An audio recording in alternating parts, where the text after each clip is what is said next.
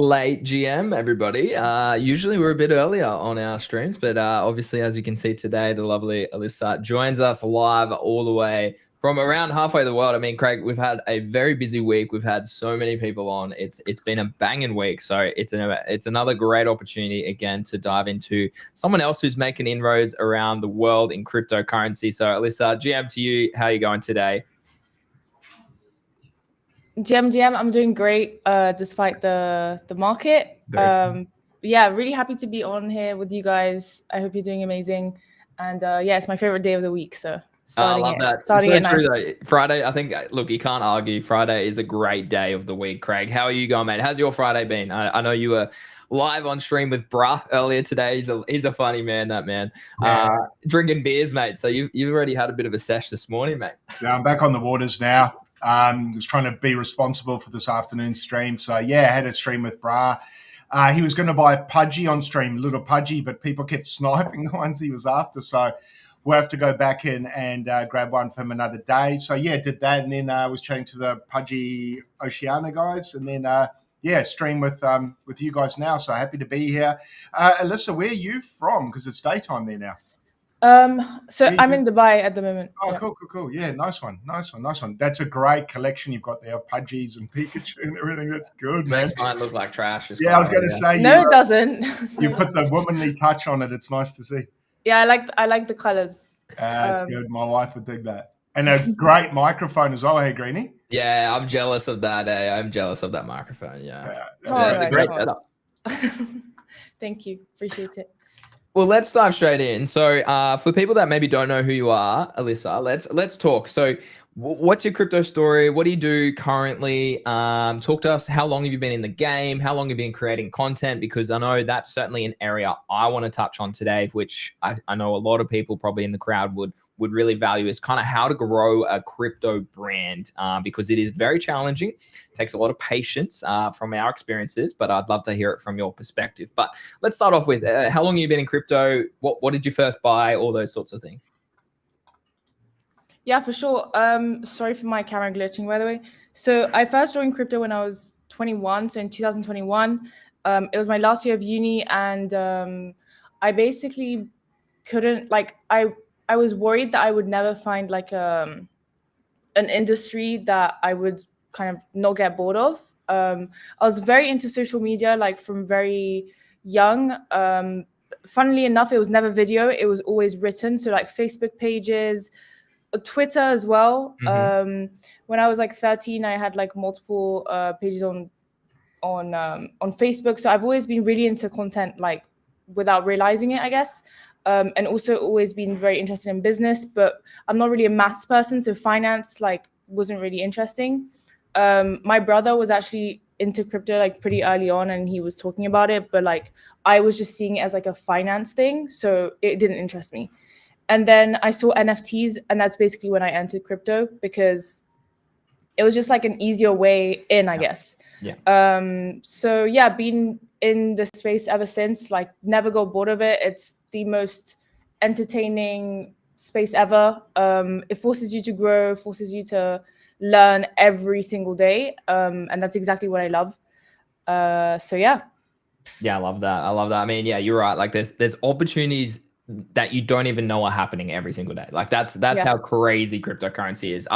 It's a public holiday up here, and my wife had today off, and so I was kind of going to put out a tweet and say, look, I wish crypto had a public holiday, even just one day in the year, like for me to just go, okay, I don't need to go look at the markets. I don't need to worry about whatever war's happening around the world. I can just go peace out, go lie on a beach, whatever it is. But unfortunately, that's the industry that we're in. So it is what it is.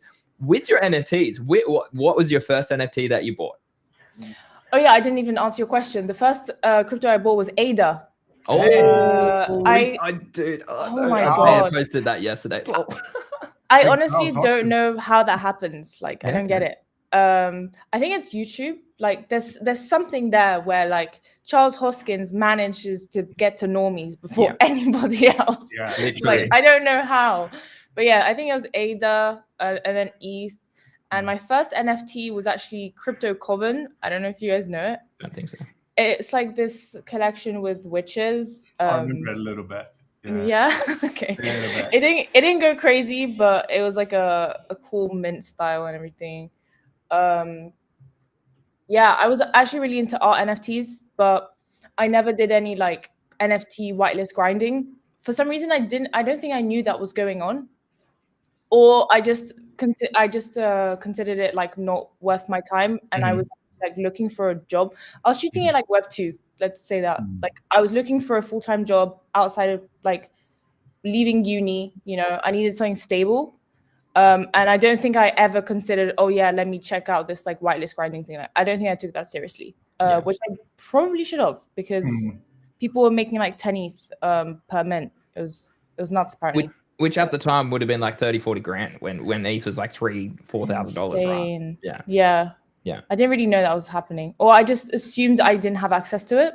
Like I remember seeing the Azuki mint and just being like, I couldn't have gotten that. Yeah. I feel like I had the same boat. Craig, you did though. You were in those sort of NFT trenches and stuff, right? The whitelist grinding, I wasn't. Well, the reason why I say I wasn't is I didn't realize guys were actually hiring people to go and whitelist grind for them. So I was doing it like the old-fashioned way, like because I'm older, right? So it's like I kind of feel sometimes being my age, younger people they've worked shit out before me. So I was grinding it a little bit, but I was obviously busy with trading and things like that. So I didn't put like a large amount of my day into it because I was trading. But like Elisa said, in hindsight, I should have, because every mint was, like Elisa said, you're probably making between 5 and 30 grand a mint. The big one was Moonbirds, right? Like if you grinded and got that whitelist, it was 2.5 ETH to mint, obviously, and plus the fees. Yeah. But then they came out at 10 ETH straight away. Like it was a 4x instantly. It was just a money printer. So I did a little bit, but I must admit there were guys killing it a lot more than me because they just hired these dudes to go and do it. So I didn't do very well over that period in regards to that. Yeah, unfortunately, I didn't get to really eat very much. But no, I cut my teeth more in trading during that time, which is actually, in hindsight, was the better thing to do because now I can still trade. Whereas grinding whitelists, well, I don't know how that would really help me right now. Exactly. Yeah. Better to develop the skills for sure. I agree with that. That's right. And that's what I thought of at the time. I was like, no, I've got to learn this shit properly, man. Eli's in my chat just talking absolute shit. Like, brother, I literally spent 3 weeks not sleeping every night doing online riddles and ciphers to mint Neo. That was the big one. Neo that was the big one. True. And he minted Moonbirds and flipped it for 8 ETH and woke up the next day and it was like 40. Lol. 40. Yeah, they went to like 40 like very quickly. Very quickly. What the fuck? Yeah, crazy times. Before we dive in more around content, around sort of abstract and whatnot, what's your take on the market right now? Like I put in the title because a little bit of clickbait, but more to the point, like to you both, is the crypto bull cycle over? Is the top in? Is 111K? Are we not going back there anytime soon? I'd love to get both of your thoughts on that at the moment. Alyssa, you go first. Okay, sure. I don't think top is in. I'm not like the best. I don't watch indicators that much. Like I probably should, but I'm not like a super technical TA person.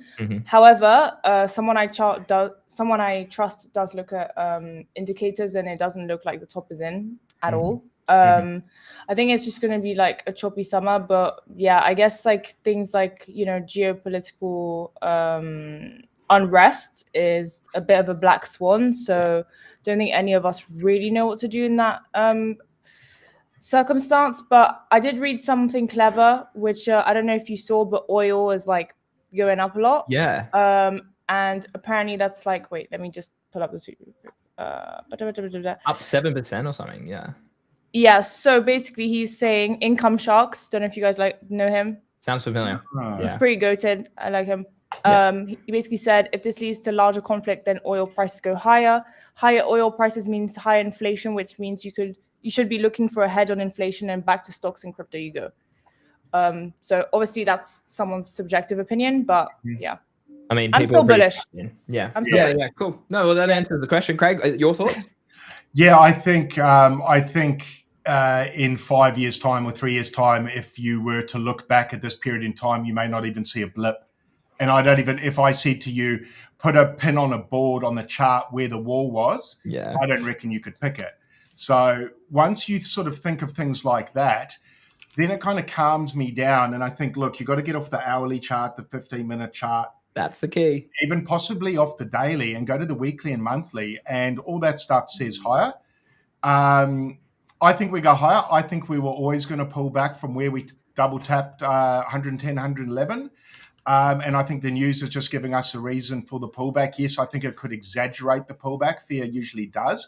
And that's why you buy, because it'll go lower than it probably should. It'll be oversold. So yeah. I'm very bullish. In fact, I'm absolutely licking my lips, man. I hope this war, not the war, but I hope the fear of it scares the shit out of people, man. Not for the people in the war, but for those of us trading the markets. You've got to separate the two, right? There's sadness over there with the war, and then there's opportunity. I can't fix the war, but I can certainly take advantage of an opportunity that's presented to me. So I'll definitely be doing that. 100%. I pulled out the 6-month chart, guys. That's what I was doing. I zoomed right out and I was looking at the 6-month chart. And so we can go all the way to 46K and I'm still a bull. All right. So there's some serious alpha for you there. So yeah, as Craig said, zooming out is key. I had a big long chat with some guy about TA and how TA doesn't work in the Giga chat conversation. It was like an hour long, like we're just going back and forth. He's like, nah, TA doesn't work, bro. He's like, I trade on fundamentals. I'm like, bro, I use both. Like, I'm trying to educate you here. He's like, nah. And he's like, you can't do it on low caps. I'm like, bro, I literally just made an 11X on Gooner a couple of weeks ago. Shout out to Eli, who's shilling that in my absolute DMs. Crazy, man. Thanks for the Pengu. You're a legend. And so I want to ask, did you both buy anything today? Did you guys go and click buy on anything specific? Not yet. I'm not gonna lie. I literally opened my eyes and came here. Yeah. That's much like us every morning, Greeny, on the show. We wake up and literally go live and like, what the fuck's happening in this market? I love that. Yeah, I did. I bought some Pengu. The reason being is because I think it'll have a great Q4 or bull run, rest of the bull run. I also wanted to go up in the tiers for earning abstract XP. So I saw this little dip as an opportunity to try and get into tier 2. So I bought some today and I'll continue to buy on the way down. And hopefully by the time I hit tier 2, I'll sort of hold back then. So the goal is just to hit that. So I'll keep DCAing in. Bitcoin itself, not yet. But if we get 101 or lower, I start to deploy funds again. I forgot I had the 6-month chart open and I just pulled it up on Pengu. It looks so funny. I want to show actually before we do dive in more specifically. This is the 6-month chart. How good is that? Big green and then big dump holder. But if we have a look here, like you are at a very key level, like the 618. So Eli, if you are watching, mate, this is not a bad area to maybe take a long. Potential double bottom off here back towards the range highs. We'll see. I'm not sure where to put my stop loss. I could put it there as a more aggressive trade, but I am looking at potentially opening some longs here. Took a little ETH long earlier because it was in a nice range. But yeah, good take. I agree. I think I was saying as well publicly, like I've literally set up limit orders at the fib marks for BTC. So 103K, obviously we hit that today. I think it was like the next one was like 97, 93, 88, 74. I put it all the way down there. And if they hit, they hit. If they don't, so be it.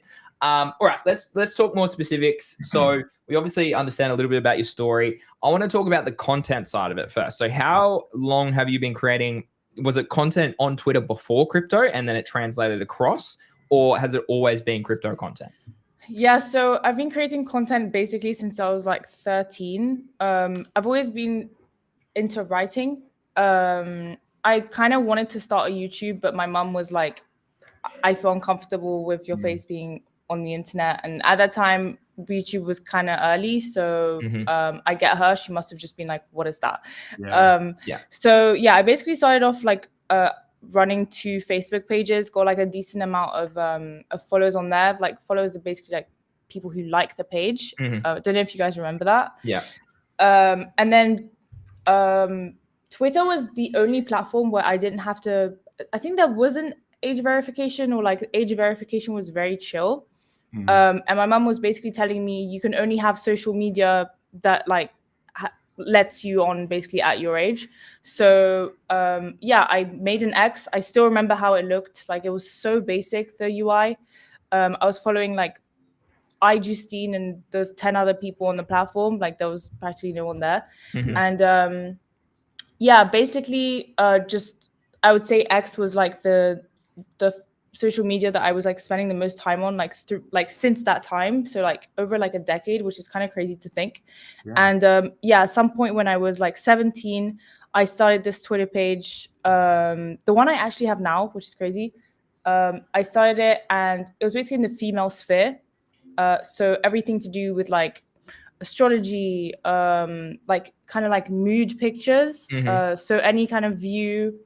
And yeah, I basically started like these kind of threads, these astrology threads, and they were just going crazy. Like, get like 10K retweets, like 50K likes, like just the most insane shit you've ever seen. And it basically kind of started like a trend of astrology written content on X. So I rode that wave like grew really fast. And I would say like 1 year later, I found crypto. And I wasn't really like, I didn't want to do the astrology thing forever. Like, I'm pretty into that, but like at that time I was more into it, I would say. Like, now I just don't really like, it doesn't add that much value to my life. Like, it's interesting, but you know, want to do other things.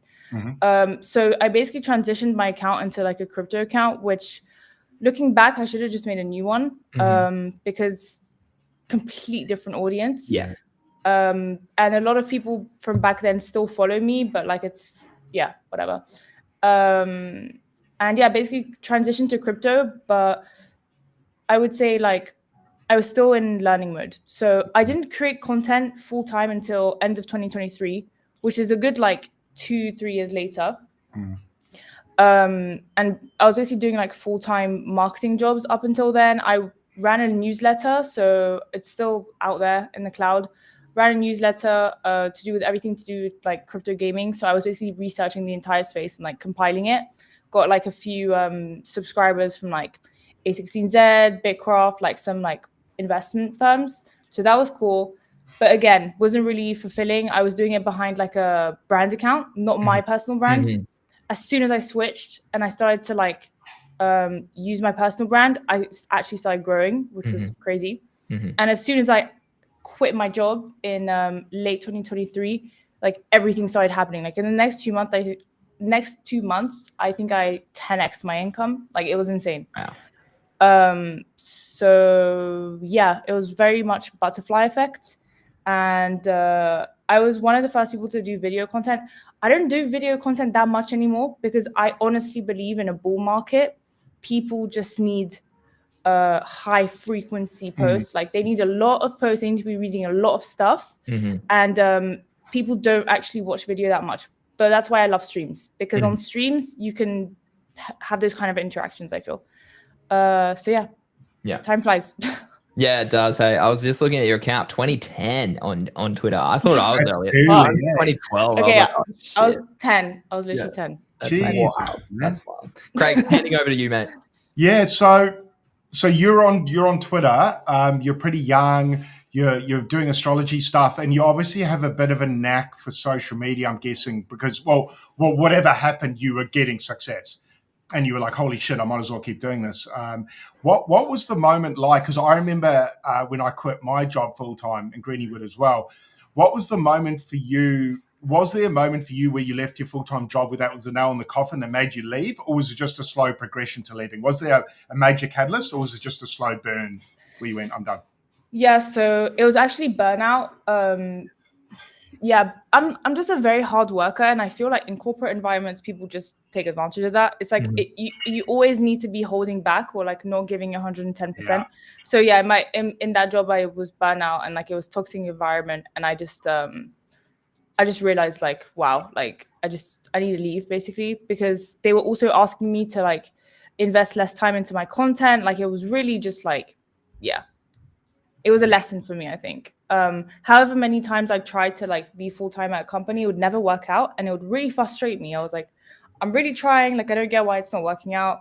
And I think it was just like the universe telling me, this is not the way. Just There's segue. another way for you. Yeah, exactly. Yeah, that's interesting. That was the same for me. I was in the corporate world and I was frustrated. And then you get frustrated with giving 100%, and they want 105%, so you give that. And then if they, then the carrot scene, if you give 105, always need more. Yeah, you'll get this, right? And then it's like, oh, you just missed it. But if you give 110, you might hit it. And look at Johnny over there. He's giving 120. So why can't you? And it's like, well, Johnny's 20 years old and no kids, and I've got a kid. So, so yeah, I was the same as you. Then I was like, you know what? I reckon I can make more money doing less work. It ended up not being exactly less work, but it was more fun work. And I found once, I don't know what you were like, but once I started working on my own brand, it's a lot more interesting than building someone else's brand. Yeah, way more fun.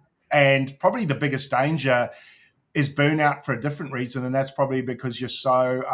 If you're right for the job, you're probably going to want to do it 24 hours a day. Yeah, I agree. Yeah. So you're locked in. Like I don't know about you guys. Like I schedule tweets like all the time. Like every day I'll schedule tweets till this is a bit of cheat code because I want to talk about strategies too. But I schedule tweets till about 2 a.m. Australian time, which is like usually America, like maybe 11 a.m. I think it is.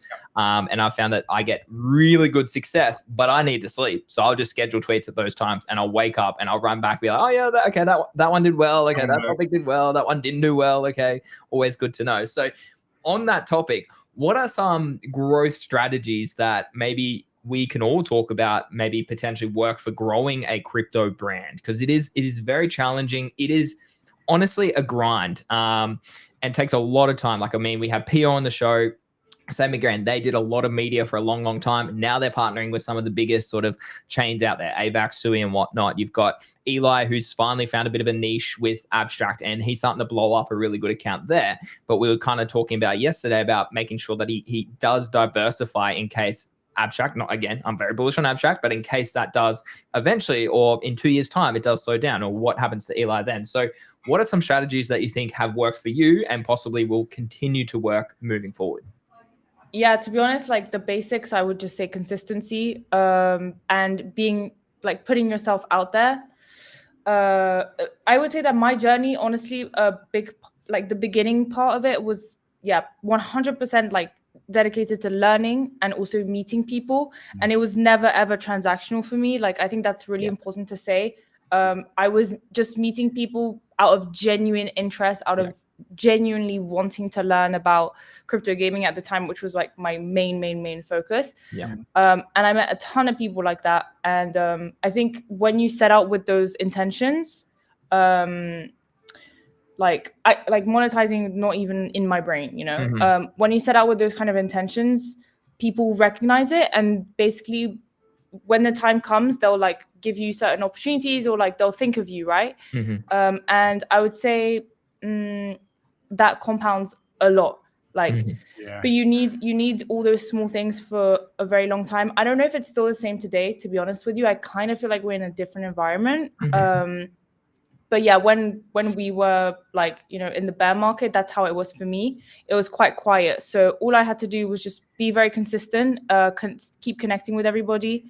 And when it comes to actually making content, I would say adapting is probably my number one piece of advice. Like, I've been in gaming for a while. I would always say that's like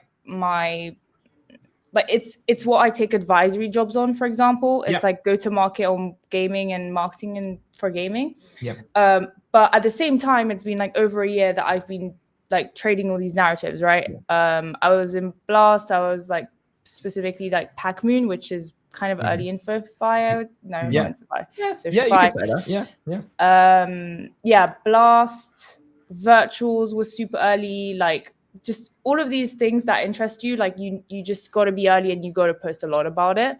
I really disagree with the people being like, don't dilute your brand, like, I do not agree with that at all. I think when there's a hot narrative and you're early to it, you should go hard. And people won't remember you as the Blast person, like like ICO, for example, that was like his big break, right? It was during Blast. Yeah. Like no one sees him as the Blast guy. No, because since then he's adapted and he's switched over to whatever interests him, right? So I think you should never be scared to go hard is kind of my piece of advice. Go hard, be consistent, and post a lot. Like Greeny, you post a shit ton. So do you, Craig. Like I think that's really important, and people are scared to do that. Yeah. Which I understand, because in the beginning I had this kind of issue with perfection, and I needed every tweet to look good and stuff. But now it's like whenever I see something that's interesting and I think the timeline would care, I post it, you know. And if I get 20 likes, doesn't matter. If I get 300 likes, great. But the most important thing is just being out there. Yeah, I totally agree. Yeah, I think like being like it's okay to fail with content. Like it's not like I can put like, let's go down the video route. Like I can create a 10-minute, 20-minute tutorial on whatever topic it is, put hours into it, and not be paid a cent by potentially marketing teams on the company that I'm working with. And then I get no videos, no views. It can be like 100 or 200 views. And I'm like, okay, we'll see. Like, so be it. That's just the journey, right? Then I'll go create another one. It'll take me maybe only 5 minutes, 10 minutes. And then that one actually goes giga viral. And then my channel grows, all those sorts of things. So Zeneca always put this really well too. As someone who is probably the real, like, grew a brand just based on one, entertainment, but two, value. And I think value is consistent, right? Be consistent with the value you provide. Be a reply guy as well. And I think that's important. And I wrote a little thread actually about reply guy last night, because at the end of the day, it just puts your face, your profile, your knowledge on other people's sort of impressions, let's call it, on their profiles. And that sort of giga sends you into that network. They learn to engage with you. Other people go, oh, well, if Greeny's commenting on this, then okay, well, maybe he does know what he's talking about. I'll go click follow, all those sorts of things. And then what you need to do, like being a reply guy is great, but you need to wrap them back to your profile. And okay, well, is your bio clean? Are you providing value? All those sorts of things. So yeah, I think that's a great sort of, I think like, it's funny you mentioned the streaming part earlier. I think being a streamer but also creating content is probably the best opportunity in crypto right now. What do you two think about that? Yeah, I agree. Yeah, I think for me, I mean, just on a personal level, the streaming's opened up a lot of doors. And I think possibly that's because of the hesitation of some people in the space to dox themselves. So I was never really scared to dox myself. I actually didn't really come from a non-dox background when I came to crypto Twitter. I didn't realize that's what everyone was doing. So I kind of already posted a photo of my face pretty early on. Didn't really give a fuck. And also the freeing thing for me was I just quit my job when I came to Web3. So I didn't have a boss or a company I had to answer to anymore. So I decided pretty early on when I did that, fuck it, I'm going to be myself 100% authentically on the timeline. And if someone doesn't like it, well, that just happens. You know, not everyone's going to like me. That's just the way it is. And I don't like everybody. And that's being normal. So once I kind of decided that, it was pretty freeing. But then to go back to your question, then with the streaming, it became very powerful because I could come on, because on the timeline, I always spoke in a certain way and I swore and I kind of said what I thought, and I perhaps would touch topics that other people might have been scared to in the corporate world. I think people responded well to that. And then when I was willing to dox or go on camera, and I happened to act the same on camera as I do on the timeline, like I'm not on the timeline trying to be a warrior and then go on camera and I'm got a tie on and shit, right? So I just am me. And I found that quite good, because if people try to find chinks in my armor, yeah, there might be some, but there's no real big skeletons in the closet either. So you might catch me on I don't know what you catch me out on, but a bad trade, but then I probably got fucked on it too. Yeah, exactly. But there's no real dirty, dark secrets. So for me, streaming's managed to put me maybe ahead of others, if ahead's even the right word. I don't know if it is. And then obviously, but I think what Elisa's saying as well, definitely the written content is probably where I got most of my followers. And then the videos just kind of propelled it giga actually to the ordinal phase is where it really kicked off for me. Sorry, Elisa, I'll let you go there. I talk a lot. No, don't apologize. I'm interested. Yeah, I would agree with you. I really like this analogy that someone outside of crypto used, where basically like every piece of content is a different interaction with your audience. Like for example, a tweet is like a text to your audience, and the live streams like a call. So it's just a way to go deeper with people. And I think, like, if you think about it from like a psychology perspective, that's how people build an attachment to you, and then you become their favorite creator, and then there's loyalty, and then there's all these things that start to happen. And I would always say, like, this is one thing we've learned from crypto is community is everything. And I think that's one thing that us creators in crypto have, that maybe other creators don't have, which is like this really strong sense of community with our audience. It's not just an audience. I think like Web2 creators are starting to think that way, especially on TikTok. But yeah, so I would say streaming definitely helped. Like I said, I was one of the earliest people to do streaming and video. 2023. Like, I think my first pieces of content when I was like full-time was video. But now it's like I feel like I've already kind of done that route. So now the most logical thing for me is streaming and clips from the streaming, basically. I'm not the type of content creator that's going to go for YouTube. I respect that immensely. I think YouTube is a really, really good like horizon to explore. But I think you need to know what type of content creator you are. Oopsie. Yeah, I think that's very fair. TikTok? Are you on TikTok? Are you creating TikTok content in crypto, all those sorts of things? Or is that something that you don't do? Sorry, I was like playing the sound from X, so I didn't hear your question. That's so good. I was like trying to find it. I was like, where is that sound coming from? The amount of times I do that, hey, like you tune into a stream, it's just like, oh my God, turn that off. I wanted to ask TikTok, because I ran into some people at the Pudgy, shout out to the Pudgy Penguin Abstract collab, exclusive shirt. So there you go. Yeah, nice. I love it. Nice one. I love it. I ran into I'll dox him. Well, not dox him, but like their name. So NFT guy, right?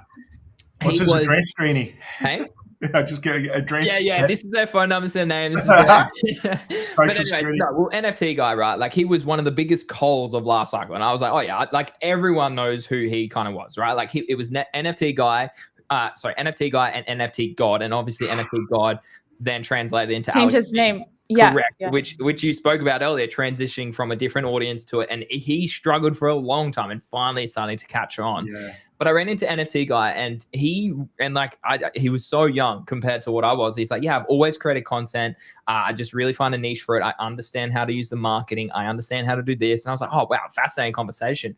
But he said the best funnel is actually TikTok. He's like use these sort of skills, use these different sort of tools that you can elaborate with, create the same content across a range of different profiles, and just whichever one sort of slaps over time is the one that you take over as your brand on TikTok. And so I was always like, I've created videos on TikTok for a long, long time and really not really gained too much traction. I think I've got like 200 followers on there, maybe 10,000 likes. I don't know. It's really small, like when you consider it to the brand on X and onto YouTube. But he's like, yeah, look at TikTok. It's a great funnel. So I wanted to ask you specifically, have you explored that? Have you used TikTok for crypto content, or is it something different for you? Yeah, so I had a gaming TikTok. I was doing that.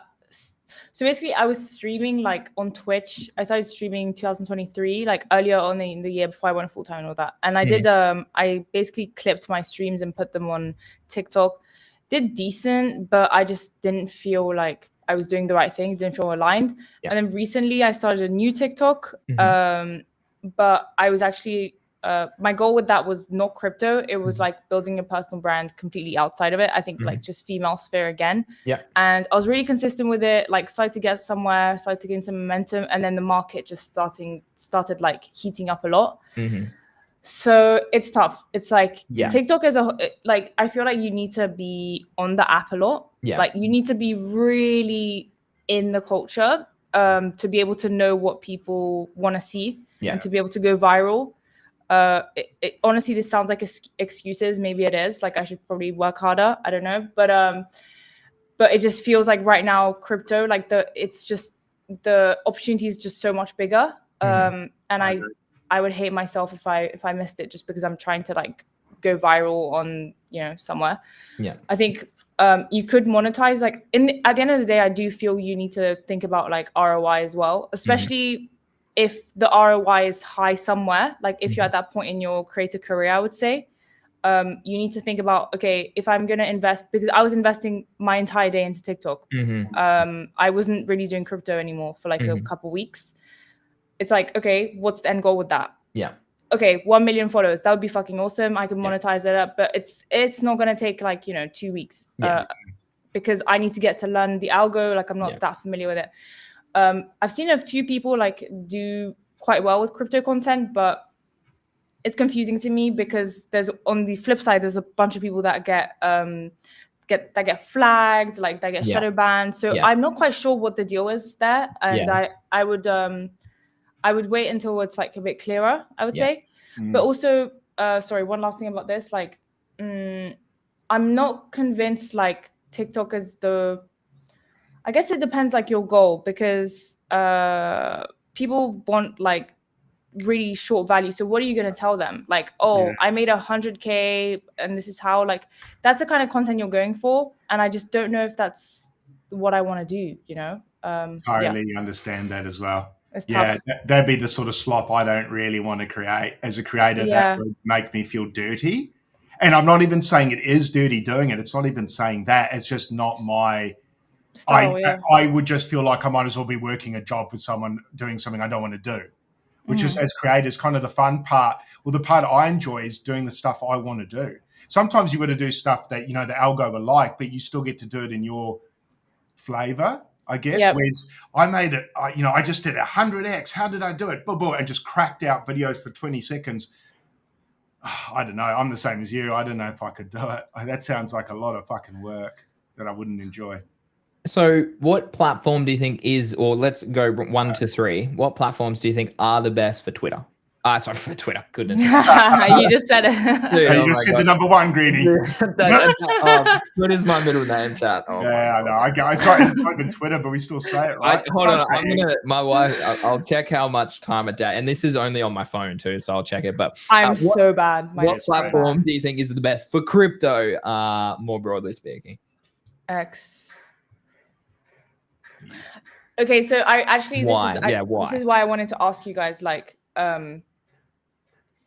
it's like everybody tries to fight against it, and I don't understand why. Like, I've been an X creator, maybe not as much as now, but I've been an X creator for a few years, and like, it's in my opinion, it's the best platform. It's my favorite platform. I was on here even outside of crypto, and for some reason, just because we're in crypto, people criticize it a lot, or like, there's always these like creator critics, and it's like that's like a whole brand of creator that's it goes for that. That's arisen is like criticizing the way I hate it, but it's like I don't know why we fight against it. Like when people come into crypto, even think of like Aiden Ross. He created an X profile. Like it's just our turf, and I don't think that's going to change. Like I think it's just going to keep growing. I'm going to be very honest. And then basically, once you've grown a platform on X and you've grown a big audience there, you can go wherever you want and people will follow you. Agreed. Yeah. That's the way I see it. I don't think it's like, okay, let's start making like TikTok videos and we're going to go viral. And I think that's kind of backwards. I think you can definitely grow a brand outside of X 100%. But we do need to understand like crypto lives on X. And right now the rest of the world, they just don't. It's like a funnel. Like you can't explain like Stay Laudio on. Okay, Stay Laudio actually maybe you could. Like there's some things I think you could. Like Kato, I was gonna do a couple videos about Kato on TikTok because it felt like people would understand that if I explained it, because people are really into AI, for example. So I think it's possible, but I also don't think at this point in time, like during a bull market, we should be wasting time trying to grow that. That's my honest take. Well, look at Orangey, right? So he translated from the Fortnite world, was a gamer, made a lot of money with the NFT, the game, the Bay game. Yes.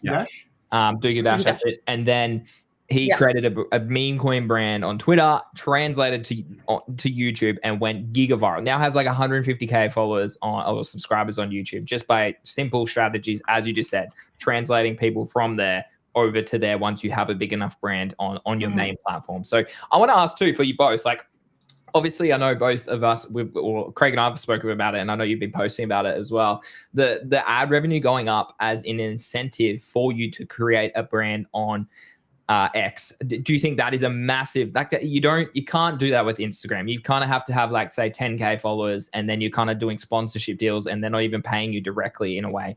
TikTok, same again. You need to grow a big following, then you start to consider that sort of ad revenue. YouTube ad revenue is dog shit. I will tell everybody there, it is horrendous. Okay, I can show you. I've earned, like, I don't even know, $5,000 or $6,000, I think, across my channel, and it's got like 1 million something views. Like, it's just ridiculous, right? It's a funnel. YouTube is a funnel for other, like, the GTG business and like obviously the brand on Twitter, all those sorts of things. But YouTube ad revenue sucks. X ad revenue, on the other side, seems to be very competitive when you do look at that in comparison to other social medias out there. So do you think, both of you guys, do you think that's a great sort of asset and, I suppose, inspiration for people to create content exclusively on X? Very, very much so. Yeah, Elisa, you go, and I'll follow you on it. No, you go. Okay. All right, ladies first. Yeah, I agree with what Elisa was saying in regards to sometimes trying to put a triangle in a square just doesn't make sense, right? So sometimes, like with me, I used to, and I will answer your question in a roundabout way, but I used to take my X content and put it out on Instagram, for instance, for 2 years. And Instagram just did not like what I was doing there. Instagram didn't like it. It would block stuff. And none of it was bad, right? But it was finance talk. So I didn't like it a lot. And YouTube, Facebook even more so. So first of all, the audience that was seeing my stuff just didn't like it. So it was hard to grow a brand. Whereas X, to answer your question, X has been great. The thirst for it's there. So you might as well swim with where the whales are. And now with X paying us, it's not huge money for me, but what was it about? Between 4 and 5, this is not US, sorry, Australian dollars, between 4 and 500 a fortnight, although it seems to come around quicker than that, but I don't know, I'd have to check. But anyway, I haven't got much traction on YouTube, so I don't get money from there. I don't get money from anywhere else. So for me, it's been a nice little, I don't know, man, for a couple of years of building. Sure, it's not a lot of money, but I never expected X to give me any money. I knew I had to do the work, and I would have to seek out money from other areas, sponsors, etc., versus the platform. I was just happy the platform gave me a platform to do my thing. So the fact they're giving me money, I'm like, I don't know what to say. How epic is it? How epic is it? It's like, I don't know what it's like, but it's fantastic. It's like, amazing. think about Anthem, right? Sorry to interrupt, but think about Anthem. Dude is earning like more than a full-time salary a year just by posting on X. Like, that's nuts. Like, and Zeneca, I'm sure, is probably up there too. He just doesn't post very often, right? Yeah. So yeah, Elisa, what do you think? No, I also think it's absolutely insane. So my question is, like, is it gonna last? I don't really know, but the one difference I would say with X is that we actually pay for like checks and stuff. Yeah. I don't know if any other social platform has like such a clear revenue model, but X makes us pay for a bunch of stuff. Yeah. But yeah, no, I think it's great, and I completely agree with you, Craig. It's like we actually have somewhere to post about all these things, and we're very free. Like, think about it. On any other platform, if we talk about the stuff we talk about, like, we would get suspended because it's like, what the hell is going on here, right? Yeah. But we actually are so lucky to be able to talk to like a super specialized audience. And if you think of even like e-commerce gurus, like even like those like young kids that like flex that life and stuff, they have a whole side of Twitter called Money Twitter. Like, they also hang out on X because X is kind of a place where you've got like more business focused minds, or like where people, I guess, I don't know if serious is the right word. I really don't know how to describe the X audience, but it's a very specific type of person. So yeah, I will never fight that. And I think the monetization is insane. Like, I made like $1,800 last month. Yeah, across the whole month. Like what? Yeah, that's great. Like, that's so good. That's insane. Yeah. When I think about it, all I think about when I get little bits like that, because I know sometimes in crypto world, people are like, if it's not $1 million, it's nothing. Well, Yeah, but you got to think about it. Like, but that's a load of bullshit. Because when I get $500 salary. in, I think that's my groceries for a week or two, or 1.5 or whatever it is. I just think, oh, well, I don't have to buy my groceries this week. Elon paid for it. That's awesome, dude. Like, one less bill. And even if it just pays for my phone or my internet, I don't care. Doesn't matter. Still something. Take one. It's just another income stream. And if you can build up 5, 10, 100 of those, that's how I figure we're going to do it, or I'm going to do it. Yeah, but so in a world where everyone's struggling as well, like, would you think about that? Like, there's people out there, you know, I come from a gym background, and my ex payouts would be half of what the receptionist earns a year, and she goes in at 5 a.m. to open the gym.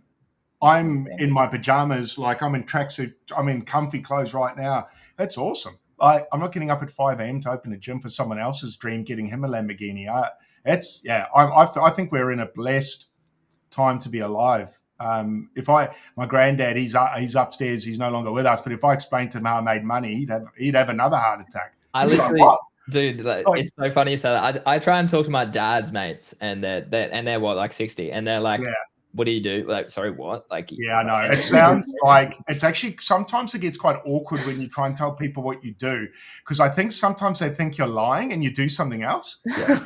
like when you say, oh, what do you do, crypto? Yeah, you're like, what does that mean? The association. You do crime. Yeah, exactly. The association is still criminal activity with crypto. It's every crazy. Time. Like, exactly with my dad's mates. Oh, I'm crypto. And they do the Yeah. I'm like, no, bro, okay, yeah, drug dealing, crypto. Yeah, I'm like, no, there's actually no wink. Like, I've got a plushy penguin. Like, there's no street. There's no gang violence here, man. Like, it's pretty tame stuff. Yeah, meanwhile, repping this $30,000 JPEG, like, as if we look like such retards to them, but they come from a different time, eh? But true. Yeah, I don't even know what we're talking about. No, the money. So I earned $650 over the past fortnight, which is a dramatic increase. So I was previously getting between, like, say 70 and 120, maybe 130 some weeks, depends how viral went. So that's like a 3x in ad revenue over the past sort of week. Now, Craig, I went viral last week, so very keen to see how I go this fortnight with the pay. So when's that come in? Yeah, no, it's still another week, so very interesting. Oh no, yeah, another week. So yeah, I mean, but like, I want to talk more on that, because I want to talk InfoFire, and I want to talk about growing a brand, because when I got scammed recently too, my main concerns were like, okay, I lost a shit ton of money, whatever, but I was more like, okay, as long as the business is fine, and as long as my brand is fun, I can recover from this, because that's more important than anything these sort of days. So I think a lot of people go wrong and say, oh, influencers are getting rich again, or this person's going viral again, or classic Greeny just got, and I know all three of us just got that home airdrop from DeFi app. And I'm like, you're asking and saying the wrong thing, my friend. What you should be doing is, how did these three people here get to that stage? How much time did they do? How much hours did they spend tweeting before they ever got paid? And now are starting to reap the rewards, right? So people really fixate on the wrong side of growth, I suppose you could call it as well. But I like a brand is so important. And the larger I get, like, the more I start to realize, holy shit, like, if you can grow this brand to, and Craig and I have spoken about this pretty much since we started, mate, like in 23 together, like when I think I had like maybe 4,000 or 5,000 followers. I think you had like 8,000 or 9,000 followers at the time. And if we can get to like that sort of 30 to 50K bracket, right? Anywhere between that by the bear market, I think that's genuinely going to set you up probably for many years after that. So what do you guys think? Like, is that a fair estimate? Is a brand more important than any other opportunity in crypto? Well, Elisa, you're at about 50,000, are you? What's it like to be at the top? What's it like to be at my goal already? I'm at 20-something thousand. I'm still down in the gutter, but yeah, I don't know. You go. Bro, my goal is 100K, so I'm still 50% there. Yeah. I mean, it's definitely like, to be honest, I don't like that people just look at followers. Like, it happens a lot. I've noticed that. But yeah, no, definitely I've noticed a jump from like when I was at like 20, 25 to when I'm at 50. Definitely seen differently, I would say. Mm-hmm. But Yeah, sorry, I don't really know what to say. Yeah. The brand? Yeah, the brand. Okay. So I always get a bit confused when people talk about brand because I don't try hard to portray something. I would just say I am myself. That's it. Yeah, you are your brand. That's it. Yeah. Because my brand is me, is just me. I don't have a persona or anything. I know that a lot of amazing creators, I don't know if in crypto specifically, but a lot of amazing creators do have personas. And I think I respect that a lot. For me, my approach is really just like being myself and being super open about a lot of stuff. That's how I've built my audience. I would say, I guess the most branding thing we can talk about is like I try to keep a consistent PFP for a few months at a time. That part, I wish I could like spastically change like every day, but it would not be the smartest thing to do. So that's where I try to be strict with myself, is like the PFP. And then I have my bio that I rarely change. Like some things need to stay consistent. Like obviously use the same name, like don't change your name. I would not recommend that at all. Yeah, but I don't really overthink the brand thing, I would say. So I'm interested to hear what you guys think about, what your perspective is. I'm the same as you. Luckily enough, my brand, if you want to call it a brand, which sounds really dorky, but I guess for people listening kind of have to explain it that way. Because my brand's me, I've got the luxury of my brand can change because I change. So where some brands, like you just said, people have to stay in character. I'm so glad I didn't create this persona of saying being edgy. You know how some people, they're the edgy guy on Twitter, right? And it's like, yeah, you're funny. But after a while, it's like, fuck, dude. Like, provide some value as well. And I guess there is value in being edgy, but I think you guys know what I'm talking about. So I didn't picture my whole as being a comedian or this or that. It just was me. So I guess the blessing I've got is my brand will change as I grow and my information changes and what I know of the world. And what I'm saying right now, in a year's time, I could easily turn around and go, dude, you're wrong. You're full of shit, right?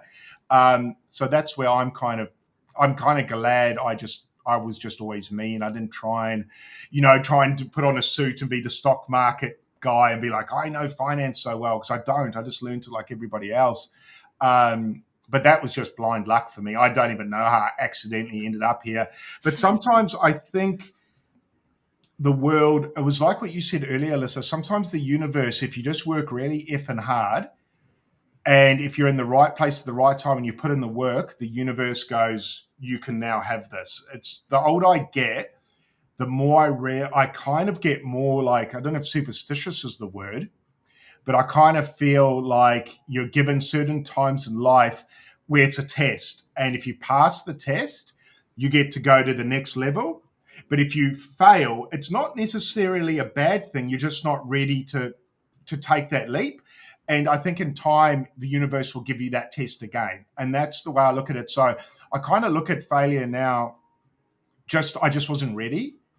So you sort of got to pat yourself in the back and cut yourself some slack sometimes when you're trying to grow that brand and go, dude, it's going to be okay. And then just keep working. But I guess nothing replaces hard work. Unfortunately, I've not found a shortcut to hard work yet. I think that's key. Yeah, it's definitely consistency. I think, like we spoke about a few of these points earlier, but like providing value. But like you said, Elisa, I think being unique and being yourself is exactly what attracts you to more people. Like you put up your cat, I put up my dog, like all those sorts of things. I put up a golf post. Like having a variety of content is so important too. Like maybe can slightly vary. Okay, so there's multiple ways, as we've already discussed, to probably grow a brand. You could be a whale.swoosh and just purely or an ISO beast, for example, and purely like either shit post or post organic content about a particular topic, right? Or you can be like maybe like an Easy, right, who is a bit more relatable, creates a lot of good content, a lot of macroeconomic content, but also bullshits and posts some normal everyday sort of content that's relatable, right? So I think it's important to always be yourself. If you want to succeed in crypto, be consistent and be yourself. So translating that now to InfoFi, like, do you think InfoFi is saturated now? Do you think there's still opportunities there for us as creators? Do you think the models need to change? Because I know, for example, I speak to Craig about this too. I was on the Say leaderboard for about a month. About 3 weeks leading into the 4th week. And then sure enough, farmers came in and kicked me right off there, even though I'd been consistent about it. And they just put say in every single tweet, and they like get far more engagement on it because I'd only tweet about it once a day. So I would like to hear your thoughts as someone who's been quite prominent around that sort of area. Yeah, no, for sure. So I've been in Cato since the Yaps opened. I think probably the breakout app of this cycle, like just the most interesting one. I think InfoFi is just getting started. I don't even think it's just going to be like for creators' benefit. You know, I think it's going to go beyond just creators. But yeah, right now there is an issue with the algo. I think Stay Laudio definitely exposed a lot of that. So from what I understand, and I'm not like an AI technical person at all, but yeah, from what I understand, these Yappa leaderboards, basically the project kind of puts like different parameters. Yeah. I can't say that. They put different parameters. So for example, in your case where you mentioned there's the farming thing, that just means they would have not put a quality filter, which means that ship posting is allowed. So that's what I learned recently is like some boards don't punish that. So yeah, I've noticed the same thing. I don't know if you're familiar with Bandit. Yeah. XBT. Met him in Lisbon. Amazing guy, super smart. And yeah, he's basically like engagement farming these leaderboard keywords. It's insane. And he's getting away with a lot of it. Okay, yeah. Yeah. So he'll say like some dumb shit that's gonna get engagement and then just put Infinex. Yeah. Like people were doing with Laudio, same thing. So you see how people climbed with Laudio by doing that? Yeah. That basically exposes what Cato is like without the quality filter. So if a Yappa leaderboard doesn't put a quality filter, apparently this like what it's called, those posts work. So it's kind of down to the project to do that. Yeah, I think this is still like, I don't like that personally. But it is what it is. I haven't actually been grinding leaderboards recently. A lot of them that I do, it's like passively. Yeah. So I think Greeny, you're like top pre-TG. You're top 10. Yeah, you're up there for which the is abstract. surprising. Like I didn't know that either, but it's because I'd bull post abstract so frequently. Yeah. But if you think about it, like that's the entirety of CT. Like if you're in the top 10 on pre-TG, you're basically top 10 of like all Kaito. Yeah. So it's good to flex. Like I think at the end of the day, I have noticed a huge difference in like how, first of all, my platform has grown a lot since InfoFi, and also just like my deal flow has increased a shit ton in different ways as well. Like I get paid for different things now as a creator, and like people like if you're on the leaderboards, like it literally proves that you have pull or you have motion or whatever, right? I think the Yappa leaderboard's a bit different. Yeah. But like if you're on pre-TGE leaderboard, like bro, like you know that basically says like you have some sort of impact on the conversation, and brands see that and they check that. They're looking at it. You know they need data. If you think of all these KOL campaigns that happen, that used to happen, and people were getting paid like 10K for a tweet, like what the hell is that? You know. Yeah. Well, the biggest waste of money, wasn't it? Mostly. Yeah, it's insane. And I think it still happens, but like especially in Memecoins, but different or whatever. I don't want to go on a tangent, but like now basically Cato is a way for companies to actually look at data. And I think a lot of people come from Web 2 and they're used to having this kind of data. That's how they operate. So Cato is like legitimizing us basically. So I think it's great. Yeah, it's a launch pad, right? It's a launch pad for all these businesses. And then it's an opportunity for us creators to, as you said earlier, who create genuine value and entertainment, you could call it as well, to then get some jobs. So I'd love to dive into that specifically. So what sort of jobs have you been doing? What do you do, I suppose, in the space? Like outside of being a creator? Yeah, outside of being a creator, like more specifically, maybe is it marketing? Like talk to us a little bit about that. Yeah, so I've done a bunch of marketing. I was actually running an agency like last year, but we kind of phased that out because not all the co-founders wanted to pursue it, and it was behind a brand that like we had to be all together.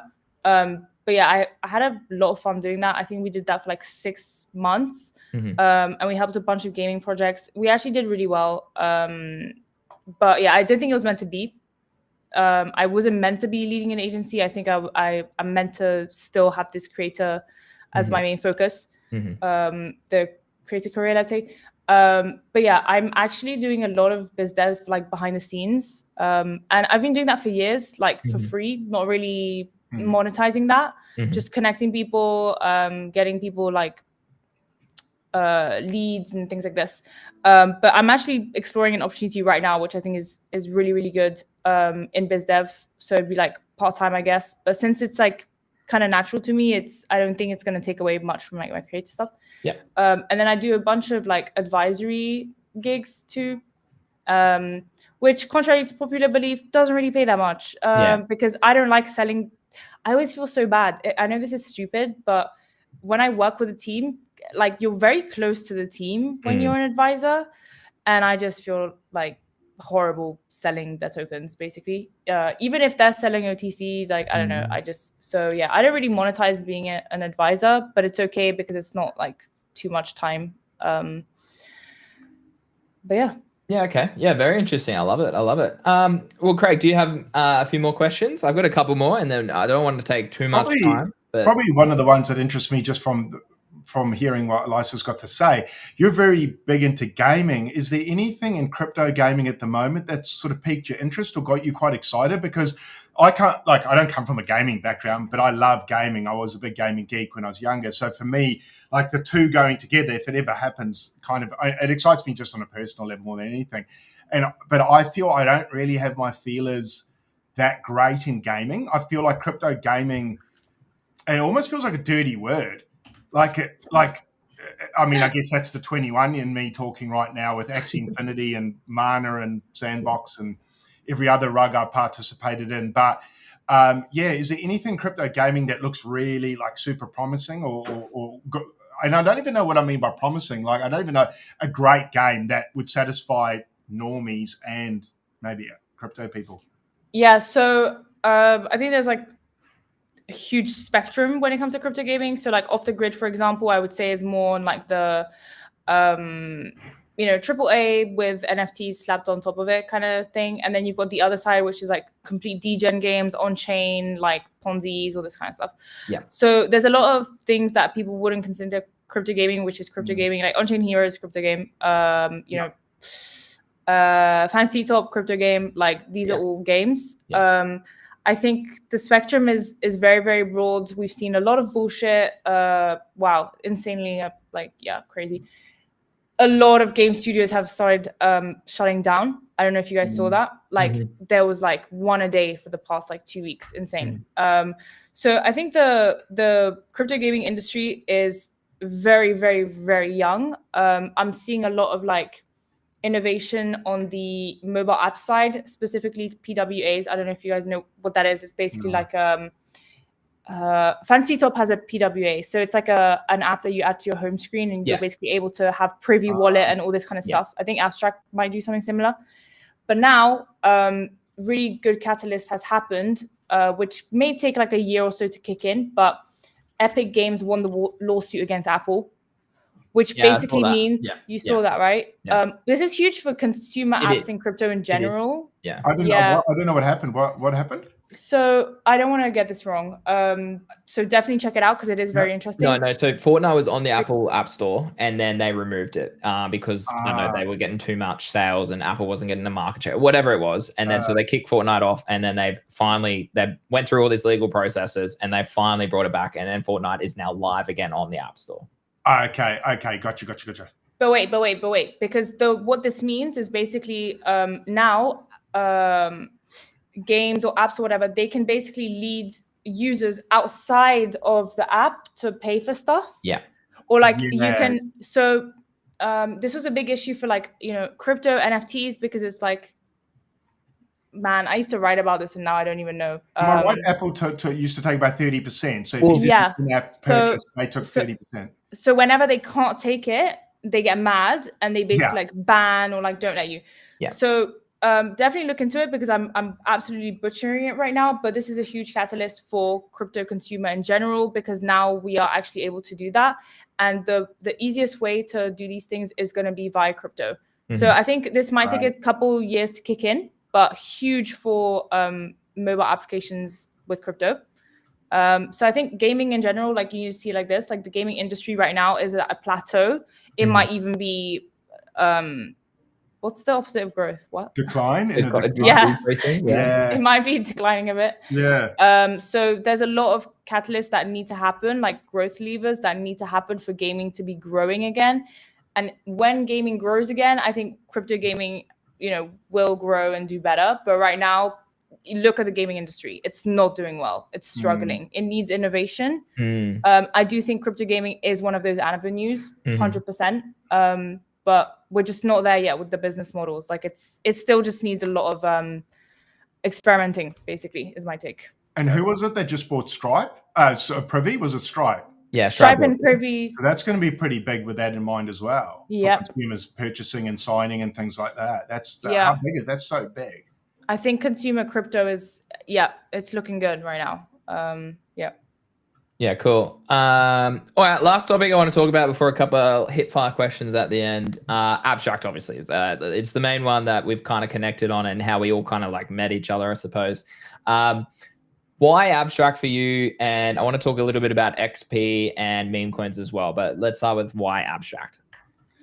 Why Abstract? I think the number one thing was the streaming, to be honest with you, because I had been streaming on Twitch for a couple years. And the crypto category, so during the virtuals craze, which was end of last year, I did a lot of streams around that, which I'm really glad I did, actually, because I've literally got everything on video. And what I noticed is that the crypto category was booming. Like I was getting so many more viewers than I was getting if I was doing like gaming. So I think I discovered like a new vertical there, I guess. And so when I saw Abstract was doing streaming, I was like, wow, this is basically my opportunity. Like I have to go hard on this. So it's the streaming. Like that's what attracted me first. I think what's kept me here is the community. Like I was in a call yesterday talking about this, like the community here is just different. I think everyone is just really, we all have like the same North Star, I would say, is the main thing. We're all getting there in different ways. And obviously there's a lot of opportunities along the way too. But community is unmatched in Abstract. Yeah, very fair. I agree. It's quite a friendly community compared to others. And I think, like you said, everyone's North Star's the same. So I know with me personally, I'm prepared to cut the team slack because I feel like I am aligned with what they're trying to do. So if there's mishaps along the way, I'm not going to bust their balls about it because I understand what they're doing is tricky. And to be honest, again, I'm thankful they're building a platform that I'm able to rapidly grow on. So it's been great for that, hasn't it? I'm just glad we locked in early on Abstract. I think it's going to be awesome. They changed the model, right? Like they changed the model, and that as a L2 or as a business or as a company, as an opportunity, I think that's epic. And I mean, Pump.Fun has obviously brought back streaming now and is in a way a competitor. We spoke to Finn about that. We spoke to obviously Eli about that as well. So it's interesting sort of moving forward about this new opportunity for consumer-based sort of content, right, on these different opportunity on chains. Now, obviously you put a post out maybe half a week ago about XP and how Poly, for example, holders didn't get as much XP as Abster holders. Now, Eli had a really good take, and I kind of agree with it. Do you think XP is obviously going to more people in a meme coin holding that is a higher market cap, even though they might own, say, $1 million tokens, right? Like if I go and buy a super low cap meme coin and I say, I'm like, yeah, I own like 10 grand of this meme coin. Why am I not getting XP? I kind of agree with Eli's take that it's based on the market cap. Thoughts? Yeah, I think that would make complete sense, but the math still isn't mathing because we know someone who's got like a lot and he got like 2,000 XP. Interesting. And he's got a lot, guys. So no, I think there are just boosts on certain things. Just like when there was on-chain heroes, they like drove a shit ton of volume in the beginning. And for 2 weeks, on-chain, everything on-chain heroes was like insanely boosted. So basically the top people in the leaderboard for on-chain heroes were getting like 80, 100K. So it was very boosted. And I do believe the week where Pengu went crazy, that also happened. Pengu was boosted. So I know Eli had a ton of Pengu and he got like some crazy amounts of XP. I think Apster right now is boosted as well. So no, I do think there are like some backend things that are like that they control. So I commented on that because Poly has been trending #1 for a while, and I've been very vocal about this. Like, it's no secret. I do think like it's a coin that is being a bit ostracized, but yeah, there's been a lot of controversy, so it makes sense. But yeah, no, about what you were saying, like specifically about like the abstract is going after something completely different. I would say the most important thing right now is actually to give honest feedback. Like, we are growing this together, and I think if there's only like yes men and there's only people kind of glazing, we're not going to get where we want to be. And I think I would say, like, as a bigger creator, I have less fear of doing that because maybe I have less risk there. I mean, still risk, but I have less risk, like kind of being like as straightforward as I want. Whereas like a growing creator that's like specifically building around abstract, like they might not feel super comfortable to do that. So like sometimes I post certain things and it's like, I want people to understand, like, I'm actually just taking advantage of my platform. Like, and I say these things in private. I say these, you know, whatever. I'm always going to be very honest because I think someone needs to do it. I agree with your take, and I think Craig and I, we kind of already done that, like, in a way as well. Like, we keep things honest. We've come from multiple trends. We've come from trading all types of fantastic things to absolute dog shit things, right? So we're not really worried too much. Like, we see the opportunity on abstract. That's why we're here, and that's why we're loving it. And to be honest, it's done wonders for us as a sort of brand, if you want to call us that as well.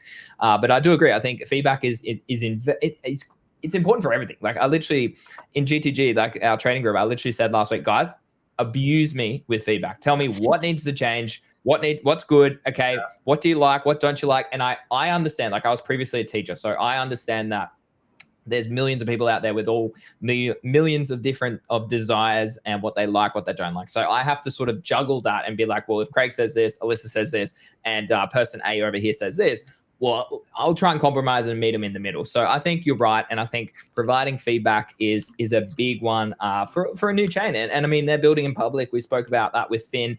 He was fantastic, not going to lie. He was fantastic. It was a fantastic stream. And I think it's a great sort of opportunity. The last point I want to make about this, look at this wallets by balance. This is something that Tajia and GTG shared with me yesterday, or shared with us all. This one here is really interesting. I know you guys can't quite see. I'm trying to zoom in as much as I can. Is that ETH holdings so again, in wallets? I don't know how accurate this is. Like, this is just one of the models, but this is a really interesting thing for me. Only 69 people, it was 73 yesterday, so more people have taken money off, but only 69 people have 5+ Ethereum on the platform in the million, say, active wallets that are there, maybe 900K-ish around there. What are your thoughts on that? Now, I personally, I did have over 5 ETH. Maybe that has changed over the past week. I may slightly fall under that. So even then, I would fall into this category here. So if we have a look, only 500 people on the whole platform have above 1 ETH. Is that a concern? What do you guys think about that?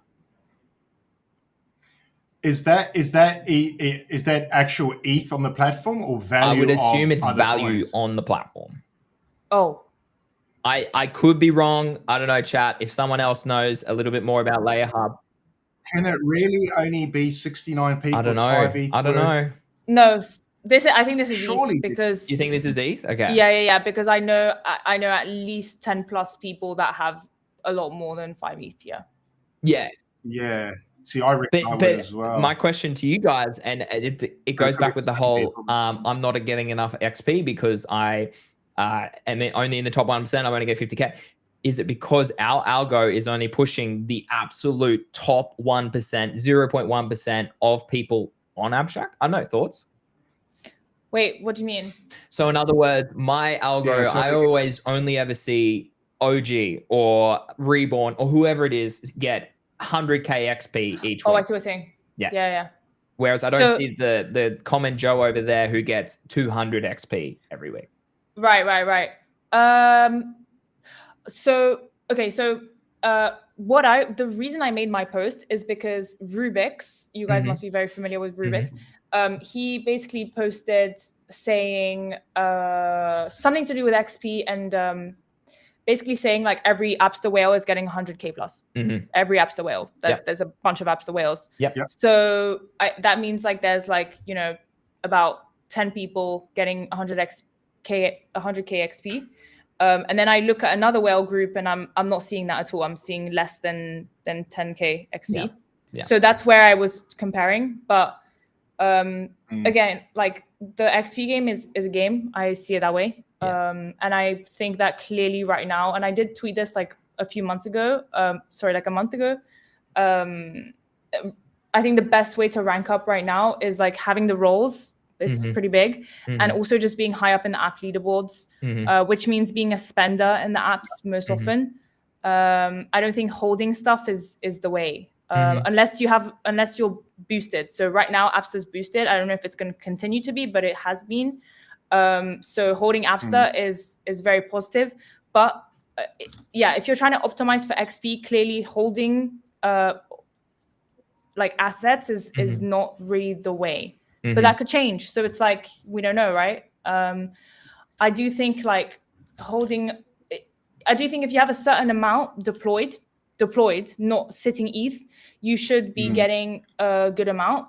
But we don't know what a good amount is because we have no idea of the stats. Like if we were able to see Greeny, just like you're showing, like if we were able to see, 70 people got less than 2k XP, we'd be like, okay, I'm chilling. I've got 30k. Like I'm actually doing really well.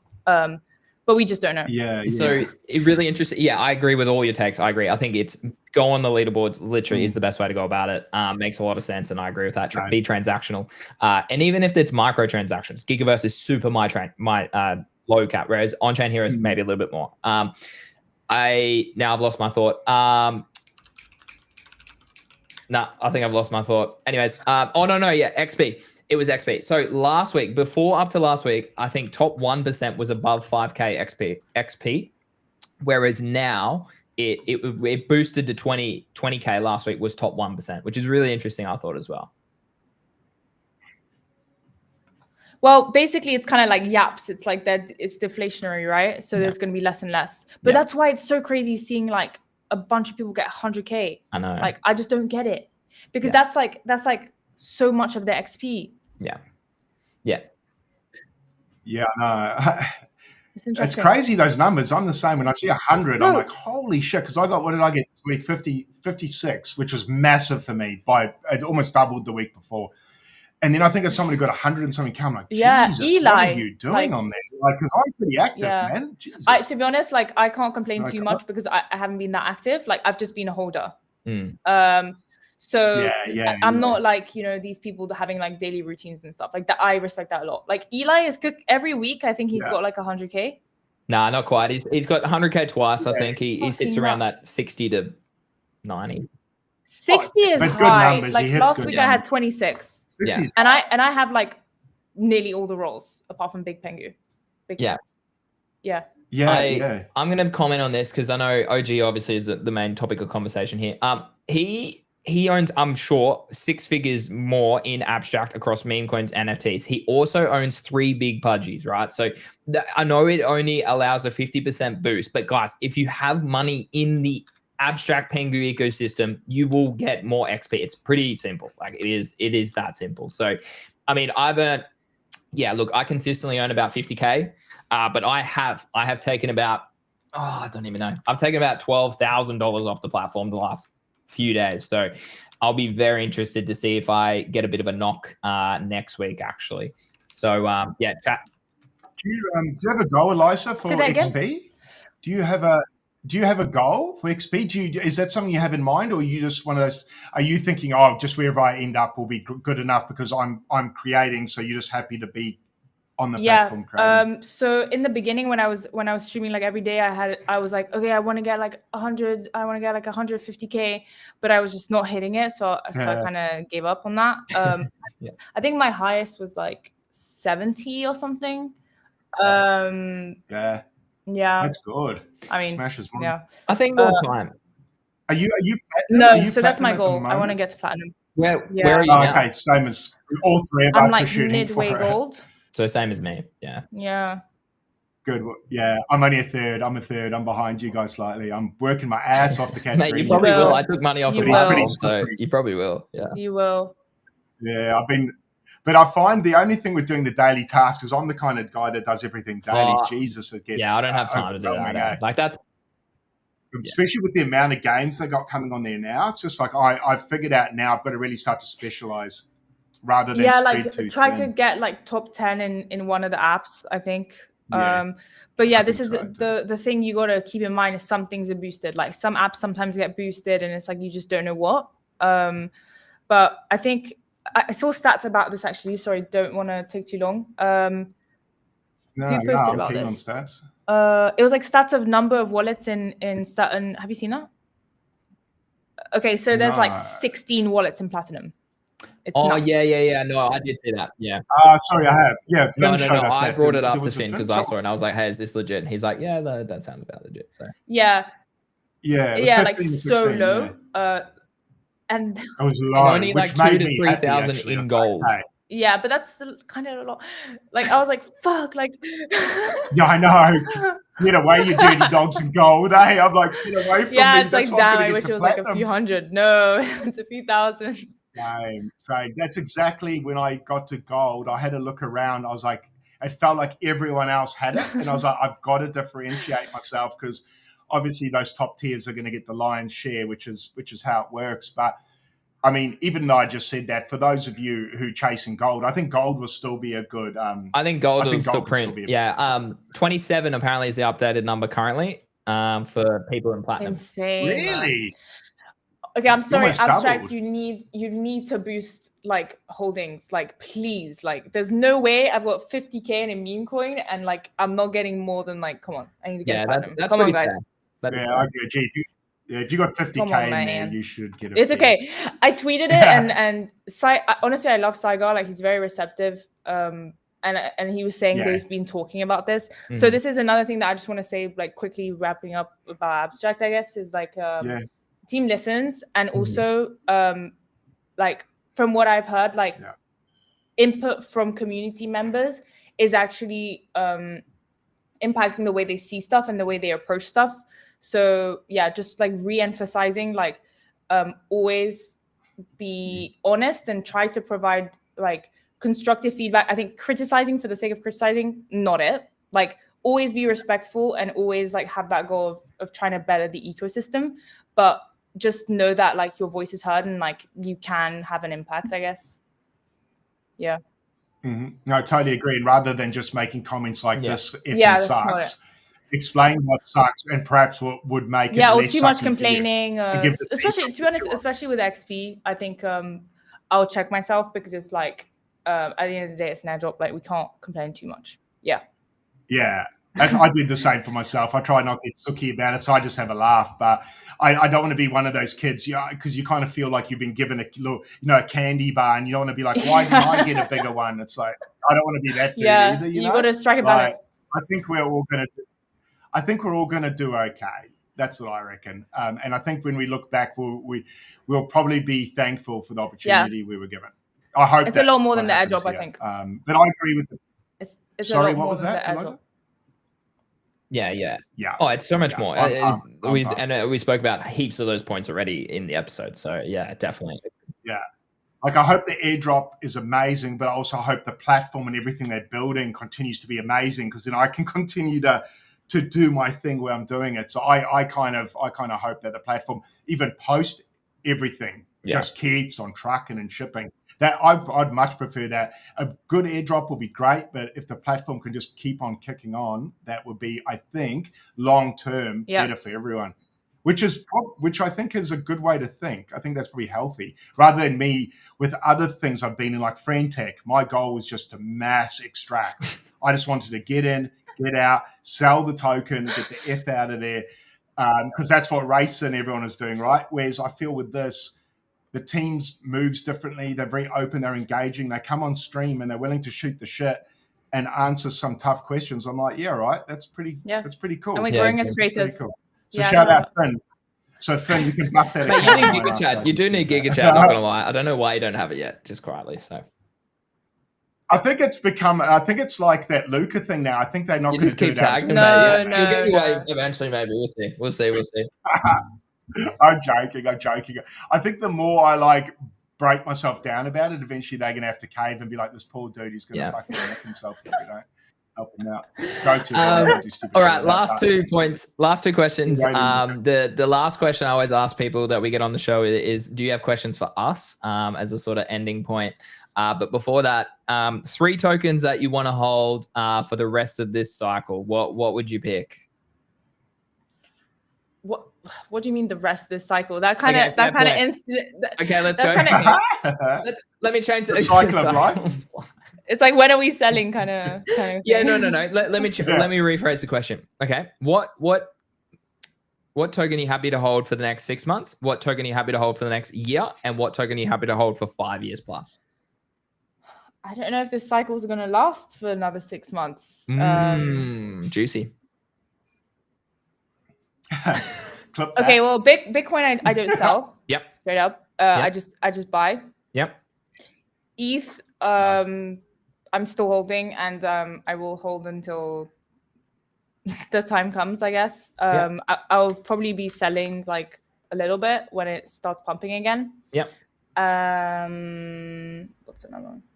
And the main other one I have is Poly. To be honest, for me, Poly is kind of like exposure to Abstract. So it's like when Abstract does well, I've noticed that it does well. Mm-hmm. So yeah, I think that'll probably be around the same time as ETH when I start calling that. Yeah. Have you cut any? I don't know when that is. Have you cut any from your position? So I took like a part of my initials. I haven't even taken most of my initials. Yeah. I just think liquidity is too low.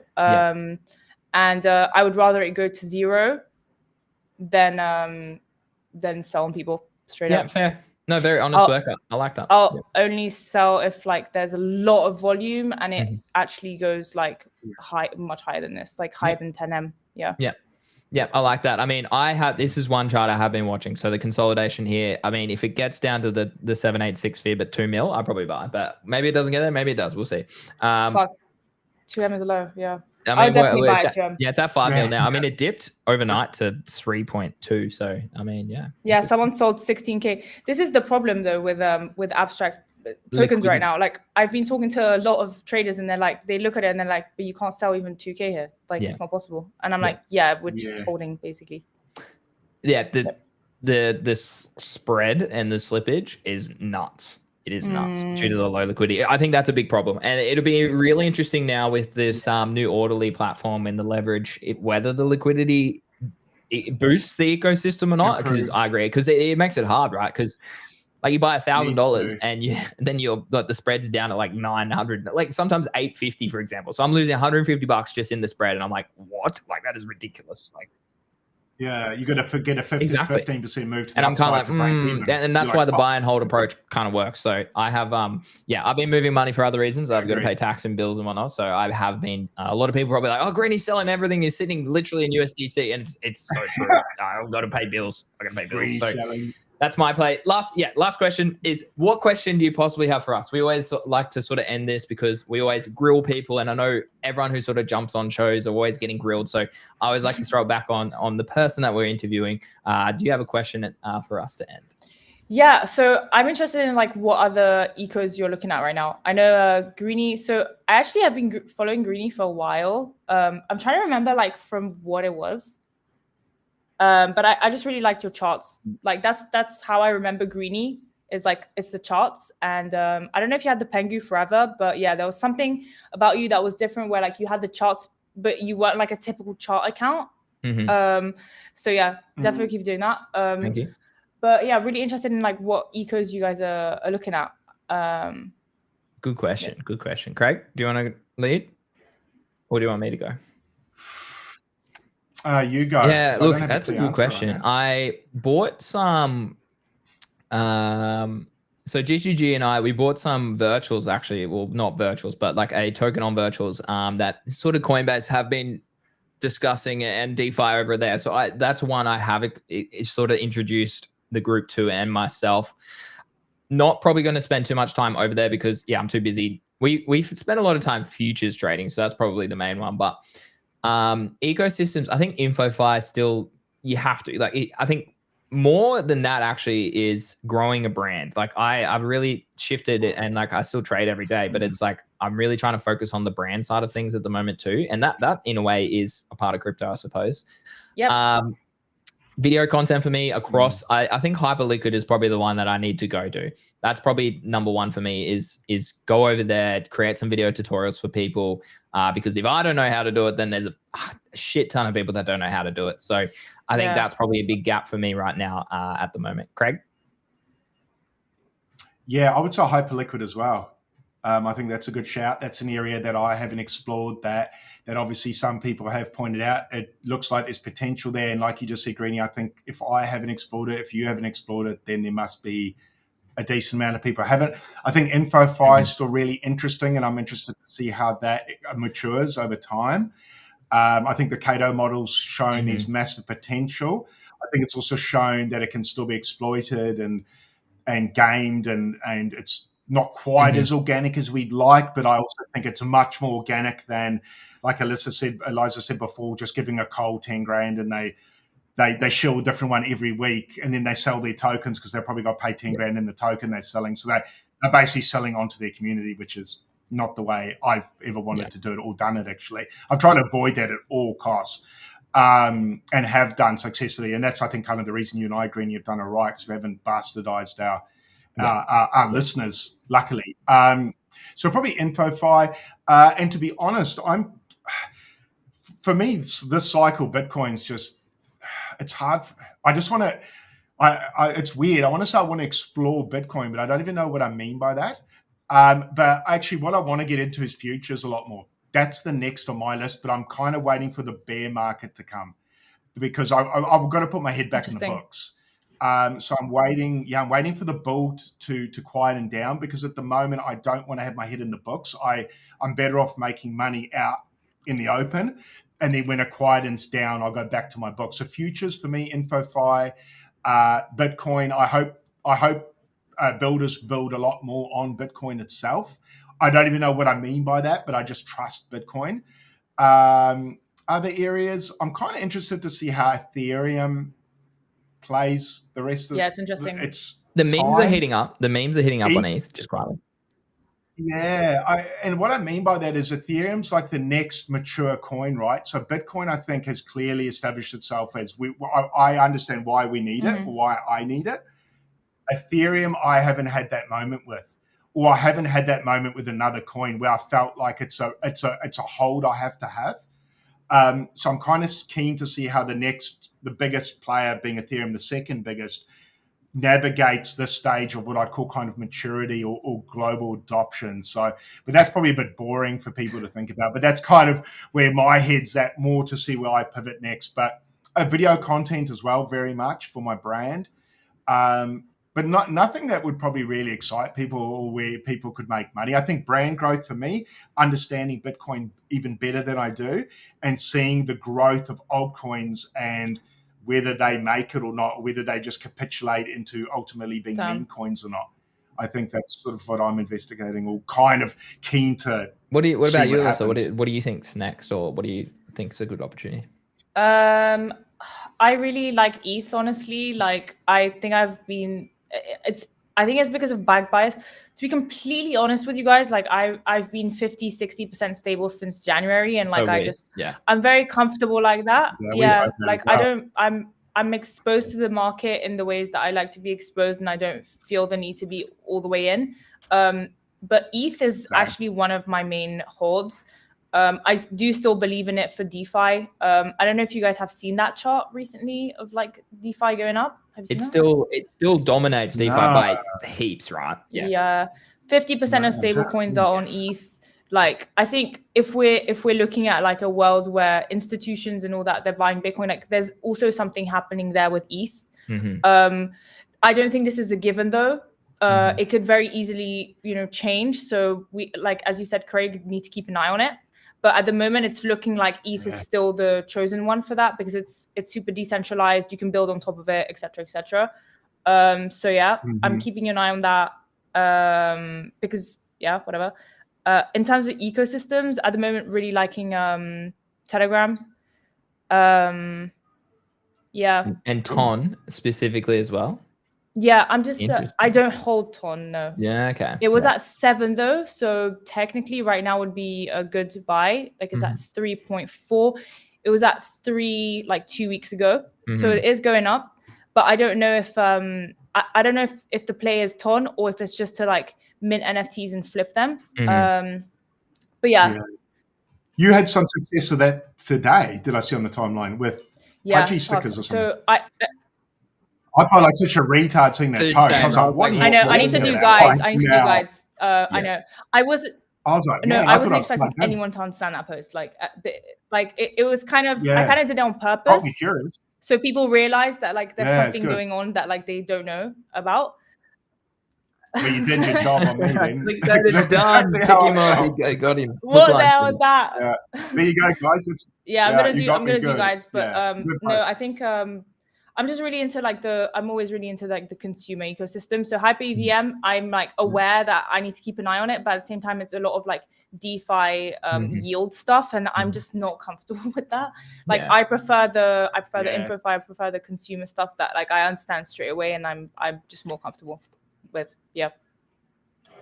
Very fair. But I think that's a great time to end the potty, guys. An hour and a half. If you want to watch the replay, it's on both Craig and I's YouTube channel, Craig's Coin Purse or Greeny Trades. You can go subscribe first and watch all of our other videos, but you can watch our live stream back and our replay there as well. Elisa, thank you so much for your time today. Very much appreciate it. It's nice to connect with you more personally, and obviously we'll be seeing each other on the timeline, I'm sure. Yes, thank you so much for having me. It was great. Like, yeah, you guys are amazing hosts, so I appreciate you for having me on. Thank you so much. Thanks, Elisa. Thanks for your time, and thanks everyone else. And enjoy your Friday, Greeny. Enjoy your Friday. Time to kick back and relax. And we'll see. We've got we got Easy on Sunday, so that's a huge show, guys.